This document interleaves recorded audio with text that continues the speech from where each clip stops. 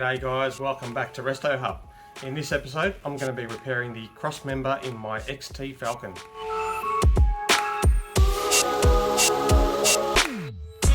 So this is the factory crossmember I'm going to be repairing. So as you can see, this plate is a little bit bent up. The top's not too bad. I can straighten it out with a hammer and dolly once I do remove this bottom plate. Yeah, the intention is to take that plate off, clean up inside, give it a coating, and then replace it with either this piece here, or I might make up something using this as a template and then weld it on. So yeah, that's what we're up to today, and hopefully we can get through a lot of that this weekend. So to remove that plate from the crossmember, I'm going to be using this spot weld drill at an 8mm by Sutton tools, and this should make the job a lot easier than just using normal drill bits. So you can see there, it's got a center point there which guides you from not going off target, and then these outer bits cut the spot weld out. So before we can cut the spot welds out with the spot weld cutting bit, I need to clean up the metal so I can actually see where all the spot welds are. And you can see there's one there, there's another one there, there's probably a couple more. And I'll be using the wire wheel on the grinder, just cleaning up the metal to give me an idea of where I need to drill those spot welds out.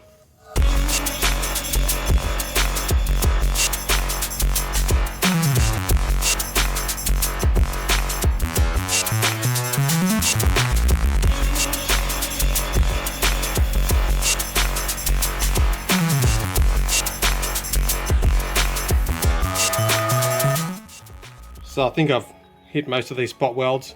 I'm going to try to separate these two pieces and see if there's any other ones holding it on.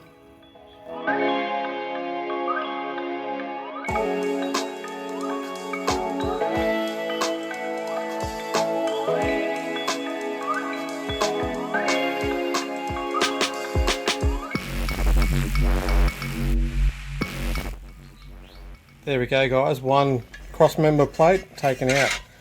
You can see how hammered it is. I am very glad I took this out. It's just so buckled and very crusty and rusty. So after I drilled those spot welds, I did use this spatula and a hammer and just knocked out the last bits. And this is what we're left with.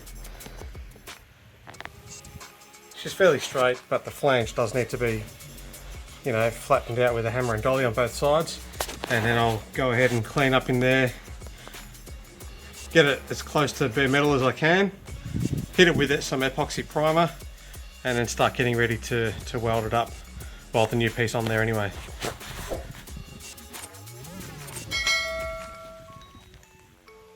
So pretty happy with the effort, and I'll keep going.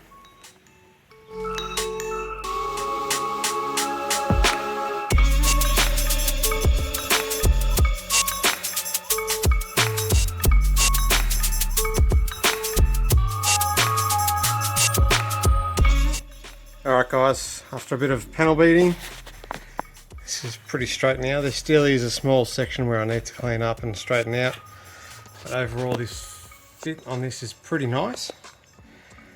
I'll keep going and I'll show you guys when I get it all straight, and give you an update when I've done it.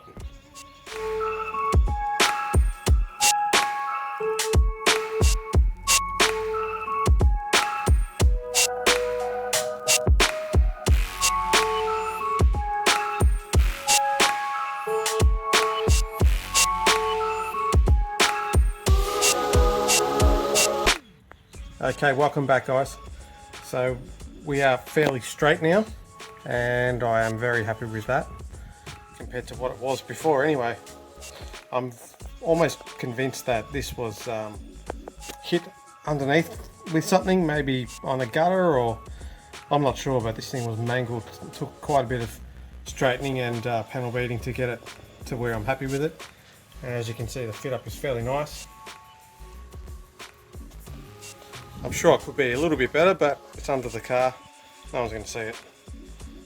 There's a couple of small spots I need to weld up here. So these holes here, because the 6-cylinder plate was longer than this V8 plate, The difference with this V8 and 6-cylinder plate is this V8 plate is a lot thicker.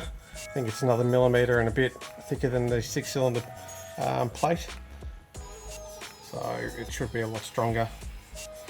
And from here we need to clean up inside here, get this all back as close to bare metal as I can, and then hit it all with epoxy primer and let it dry, and then come back and weld it. So I think in this video we'll probably get up to that epoxy primer stage and let it dry for a week and come back next week and weld up this plate for good. But yeah, happy with it now, so stay tuned, and yeah, I'll keep going. To do my initial cleaning, I'm using an assortment of wire wheels. Once I've got it fairly clean, I'll then go over it with DE.OX.IT, which is a DE.OX.IT product that will kill off any microscopic rust that might be in the pores of the metal. And then from there, I'll give it a sand with 80 grit sandpaper, wipe it down with acetone, and then spray it with epoxy primer. So I'll just pop you guys on a time lapse so you can see how I go when I'm cleaning up.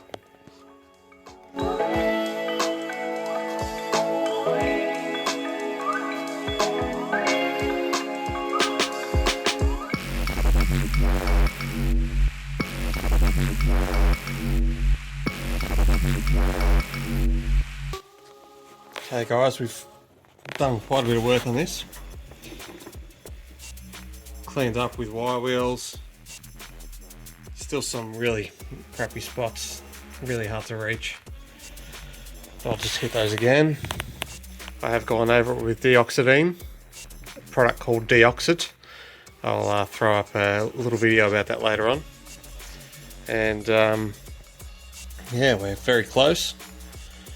Finish off all these spots that are, you can see the black and dirtiness in those areas, very hard to reach areas, but I should be able to get those. Once this is clean, 80 grit sand, acetone wipe, and then epoxy prime. I'll keep you guys updated as I'm going.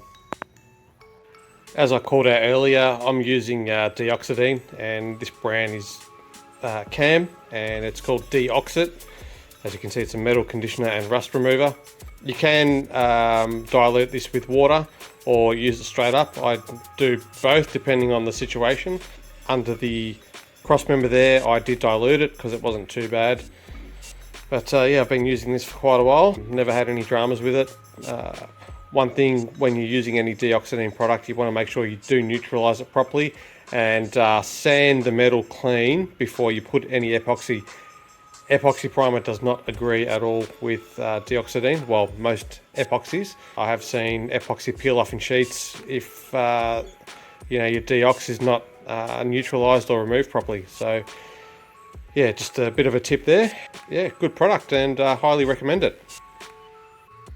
One thing I do need to do before I go any further is weld up. There's 4 holes, one there, and 2 on the other side. So the plate that was already on there is a bit longer than this, as you might recall in the previous call out. I don't want to leave those holes there, so what I might do is just clamp on some copper on one side and then weld from the other, and then give it a clean up. So yeah, I'll get that done and then continue back with the cleaning. Okay, we're back. Welded up those holes. Given everything a quick clean over again with the wire wheels. I've covered myself in wire wheel, bits of wire I should say. What's left now is to clean up the garage and then give everything a final sand with 80 grit. Mask up, wipe down with acetone, and then give it a blow in with epoxy. I'm going to mask up these flanges, and I'll coat those with weld through copper primer, so that's ready to weld for next week. But yeah, decent job, happy with it. Very hard to do on your back, this job. It's ridiculous the amount of tight areas I had to get into, but I'm pretty happy with the result. Alright guys, we're all masked up, and it's time to give it a quick sand with 80 grit, and then a wipe down with acetone, and then prime it. right now I'm not touching the metal with bare hands, I'm using gloves.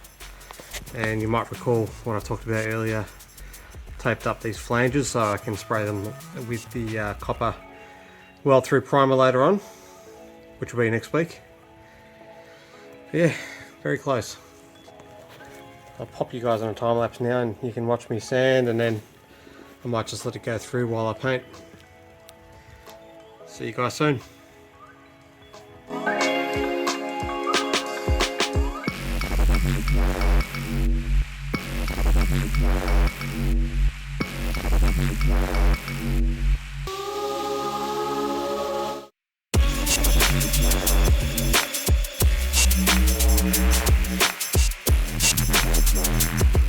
Alright, getting ready to spray some epoxy primer. What I use is the RestoFinish brand. It's a red colour, as you can see. My gun is a Devil Bliss FLG5. Very good gun. And it's got a 1.8 tip. And I use the 3M PPS cups as part of the process. Also do have a last filter. I do have a decent filter for a home setup, and you know, no water generally gets through, but I find that, you know, this is almost the last bit of insurance to make sure that nothing comes through. I need to wipe down the panels with acetone, mix up some epoxy, let it sit for about 15 to 20 minutes to go through the induction process, and then come back and hit it.